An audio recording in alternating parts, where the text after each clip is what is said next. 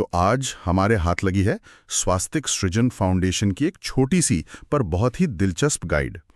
इसका नाम है the little scholars guide to personal hygiene. जी इसे लिखा है गिन्सी जॉर्ज ने। जी। और पहली नजर में तो ये बस बच्चों के लिए हाथ मुंह धोने की एक सीधी साधी सी गाइड लगती है। देखने में तो यही लगता है। पर जब मैंने इसे पढ़ा ना तो लगा कि इसमें बात सिर्फ साबुन और पानी से कहीं ज्यादा गहरी है। आपने बिल्कुल सही पकड़ा। देखिए, इसकी असली खूबसूरती इसकी सादगी के पीछे छिपे मनोविज्ञान में है। अच्छा। ये बच्चों को सिर्फ ये नहीं बताती कि क्या करना है, बल्कि ये उनके दिमाग को इस तरह से तैयार करती है कि वे उन आदतों को अपनाना चाहें। हाँ। ये निर्देश नहीं, ये एक तरह से प्रेरणा देने की कोशिश है। प्रेरणा, हाँ, यही सही शब्द है। तो चलिए आज इसी पर और गहराई से बात करते हैं और देखते हैं कि बच्चों के लिए बनाया गया ये दस्तावेज हम बड़ों को भी सिखाने के बारे में क्या कुछ बता सकता है। बिल्कुल। तो सबसे पहले ये व्यक्तिगत स्वच्छता आखिर होती क्या है, गाइड इसे कैसे समझाता है? तो गाइड की शुरुआत देखिए बहुत ही बुनियादी है। वो कहती है कि व्यक्तिगत स्वच्छता का मतलब है अपने शरीर को साफ और स्वस्थ रखना, बस। ठीक है। लेकिन मजा तब शुरू होता है जब वो इसके फायदों के बारे में बात करती है। हाँ। इसमें 3 मुख्य फायदे बताए गए हैं। पहला, स्वस्थ रहना। वो तो है ही। दूसरा, कीटाणुओं को दूर रखना।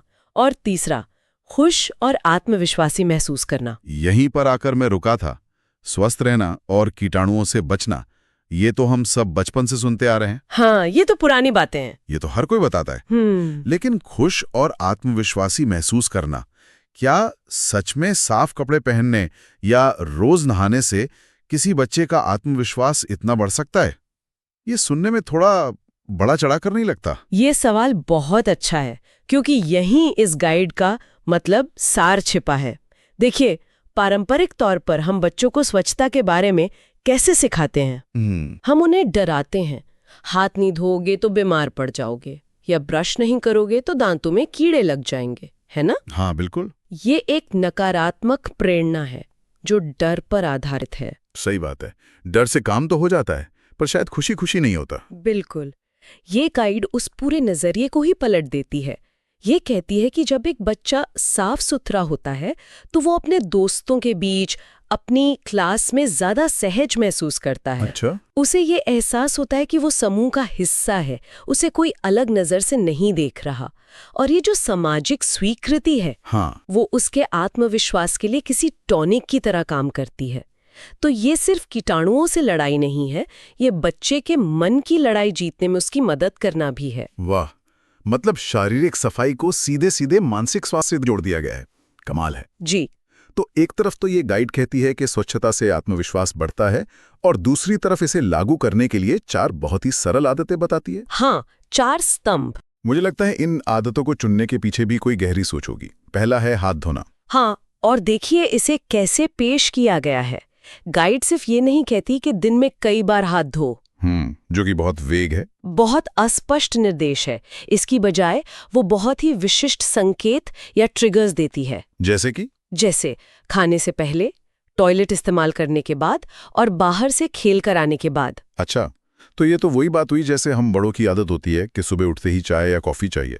उठना एक ट्रिगर है और चाय पीना आदत। आपने एकदम सही समझा। मनोविज्ञान में इसे क्या कहते हैं? हैबिट लूप कहते हैं। Habit loop. जी। जब आप किसी क्रिया को एक स्पष्ट संकेत से जोड़ देते हैं तो दिमाग के लिए उस आदत को बनाना बहुत आसान हो जाता है। बच्चे के लिए खाना हाथ धोने का संकेत बन जाता है, खेलना हाथ धोने का संकेत बन जाता है। ये बहुत ही स्मार्ट तरीका है ना? बहुत ही स्मार्ट। अच्छा, और दूसरा स्तंभ है दांत साफ करना, दिन में 2 बार, सुबह और रात में। और इसके साथ एक बहुत ही प्यारा नारा दिया गया है इमोजी के साथ, स्वस्थ दांत इज इक्वल टू खुश मुस्कान। और यहाँ फिर से वही सकारात्मक मनोविज्ञान काम कर रहा है। याद कीजिए हमारा पुराना तरीका, ब्रश करो वरना कैविटी हो जाएगी। हाँ, डराने वाला। हाँ, ये एक सजा है, लेकिन खुश मुस्कान एक इनाम है। और बच्चों का दिमाग सजा के डर से कहीं ज्यादा इनाम के लालच पे काम करता है। एक चमकदार खुश मुस्कान उनके लिए एक मजेदार लक्ष्य बन जाता है, न कि एक बोझिल काम। ये तो बहुत बड़ा फर्क है। सजा से बचना और इनाम जीतना दोनों बिल्कुल अलग भावनाएं हैं। बिल्कुल। तीसरा है नहाना, हर दिन साबुन और साफ पानी से। फायदा, तरोताजा और साफ रहना। यहाँ भी फायदा देखिए कितना तत्काल मिलने वाला है और महसूस किया जा सकने वाला है। तरोताज़ा महसूस करना एक ऐसी अनुभूति है जो बच्चे को नहाने के तुरंत बाद मिलती है। सही बात। ये क्रिया और उसके सुखद परिणाम के बीच एक सीधा संबंध बनाता है। उसे किसी भविष्य की बीमारी से नहीं डराया जा रहा, बल्कि उसे वर्तमान में मिलने वाली एक अच्छी फीलिंग से जोड़ा जा रहा है। और आखिरी चौथा स्तंभ है साफ कपड़े पहनना, जिसके फायदे को भी सीधे एहसास से जोड़ा गया है। अच्छी महक, अच्छा महसूस करें। हाँ, ये बात तो हम बड़ों पर भी लागू होती है ना? एक अच्छे दिन की शुरुआत ही नहाने और साफ कपड़े पहनने के बाद होती है। बिल्कुल। तो अगर आप इन चारों स्तंभों को एक साथ देखें तो एक पैटर्न साफ नजर आता है। क्या पैटर्न है? हर शारीरिक क्रिया को एक सकारात्मक, तत्काल महसूस होने वाले भावनात्मक या सामाजिक परिणाम से जोड़ा गया है। हाथ धोने से सुरक्षा, ब्रश करने से खूबसूरती, नहाने से ताजगी और साफ कपड़े पहनने से अच्छा महसूस करना। ये बच्चों को सिखाने का एक बहुत ही सम्मानजनक तरीका है। ये मानता है कि बच्चे भी अपनी भावनाओं और एहसासों को समझते हैं। तो ये 4 आदतें तो नींव हो गई, लेकिन हम जानते हैं कि बच्चों को कोई बात एक बार बताने से याद नहीं रहती। हम बार बार दोहराना पड़ता है। उसे बार बार दोहराना पड़ता है। तो इस सुखद अनुभव को पक्की आदत में बदलने के लिए गाइड सिर्फ सलाह देकर नहीं रोकती, बल्कि कुछ बहुत ही स्मार्ट तरीके भी अपनाती है। जैसे क्या करें और क्या ना करें वाला हिस्सा। जी, ये बहुत महत्वपूर्ण है। जब दिमाग कोई नई जानकारी सीखता है ना, तो उसे स्पष्ट श्रेणियों में बांटने से वो जानकारी पक्की हो जाती है। अच्छा। डूज एंड डोंट्स दिमाग को वही स्पष्टता देते हैं। इसमें नियम बिल्कुल सीधे हैं। डू यानी जो करना है, हाथ धोएं, दांत साफ करें, रोज नहाएं। और डोंट यानी जो नहीं करना है, गंदे हाथों से खाना न खाएं और स्वच्छता को नजरअंदाज ना करें। कोई भ्रम नहीं, कोई लंबी चौड़ी व्याख्या नहीं। ये दिमाग के लिए एक शॉर्टकट बनाने जैसा है। एक तरह से सही और गलत के बीच एक साफ लकीर खींच दी गई है। हाँ, इससे बच्चों को निर्णय लेने में आसानी होती है। उन्हें पता होता है कि कौन सा व्यवहार सही वाली श्रेणी में आता है और कौन सा गलत वाली में। ये उन्हें एक तरह की मानसिक सुरक्षा भी देता है। और फिर इसे और भी मजेदार और यादगार बनाने के लिए एक हाइजीन राइम यानी स्वच्छता पर कविता भी दी गई है। हाँ, और ये सीखने की प्रक्रिया में खेल को शामिल करने का सबसे अच्छा तरीका है। लय और संगीत का बच्चों की याददाश्त पर जादुई असर होता है। मुझे तो अपने बचपन का एक गाना याद आ गया जो हमें स्कूल में सिखाते थे। ये छोटी छोटी कविताएं पता नहीं कैसे दिमाग में हमेशा के लिए बैठ जाती हैं। हाँ, बिल्कुल। ये कविता भी बहुत सरल है। Wash wash wash your hands, brush brush brush your teeth to keep the germs away. बिल्कुल। ये कविता 2 काम करती है। पहला, ये एक जरूरी काम को एक मनोरंजक गतिविधि बना देती है। हाँ, एक खेल जैसा। अब ये सिर्फ एक निर्देश नहीं, बल्कि एक गाना है जिसे गाया जा सकता है। और दूसरा, जब बच्चे इसे एक साथ गाते हैं तो ये एक सामाजिक गतिविधि बन जाती है। अच्छा। ये पीयर प्रेशर का एक सकारात्मक उपयोग है।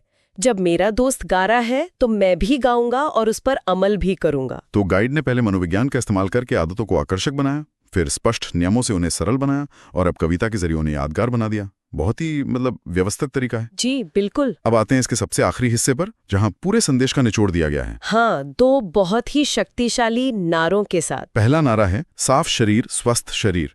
ये तो एक सीधा साधा समीकरण है, कारण और परिणाम। हाँ, ये पूरे गाइड का तार्किक सारांश है। ये बच्चे के दिमाग के उस हिस्से के लिए है जो तर्क और तथ्यों को समझता है। A = B बहुत ही स्पष्ट और आसानी से समझ आने वाला। लेकिन जो दूसरा नारा है उसने मुझे सच में प्रभावित किया। कौन सा? स्वच्छ रहें, उज्जवल बने। B clean, B bright. वाह, ये तो कमाल का नजरिया है ना? बी क्लीन, बी ब्राइट मतलब सफाई को सीधे बच्चे के भविष्य से जोड़ दिया। मैंने इस तरह कभी सोचा नहीं था। ये एक बहुत ही